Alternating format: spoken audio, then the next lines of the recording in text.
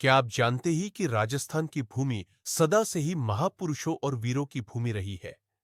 यह धरती हमेशा से ही अपने वीर सपूतों पर गर्व करती रही है।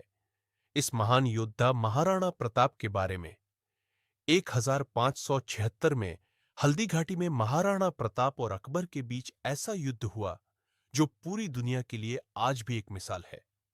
महाराणा प्रताप ने शक्तिशाली मुगल बादशाह अकबर की 8,50,000 सैनिकों वाले विशाल सेना के सामने अपने 2 लाख सैनिक और थोड़े से संसाधनों के बल पर स्वतंत्रता के लिए वर्षों संघर्ष किया।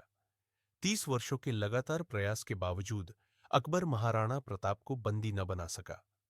हल्दी घाटी का युद्ध याद अकबर को जब आ जाता था, कहते हैं अकबर महलों में सोते सोते जग जाता था।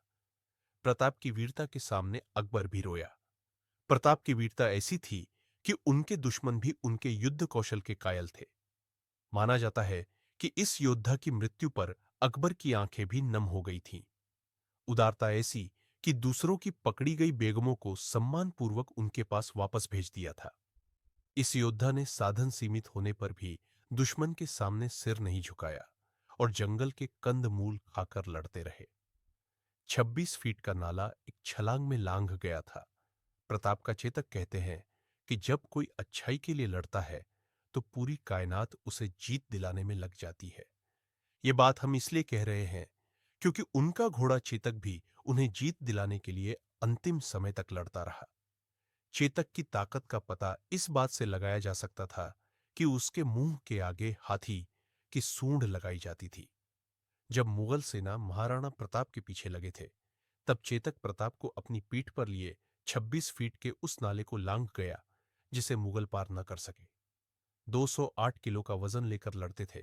प्रताप महाराणा प्रताप का भाला 81 किलो वजन का था और उनकी छाती का कवच 72 किलो का था। उनके भाला, कवच, ढाल और साथ में 2 तलवारों का वजन मिलाकर 208 किलो था। महाराणा प्रताप का वजन 110 किलो और लंबाई 7 फीट 5 इंच थी। यह बात अचंभित करने वाली है कि इतना वजन लेकर प्रताप रणभूमि में लड़ते थे। आगे की स्लाइड्स में जानें क्यों महाराणा प्रताप को एक राजा होने के बावजूद जंगल जंगल भटकना पड़ा और साथ ही जानें उनके संघर्ष की पूरी कहानी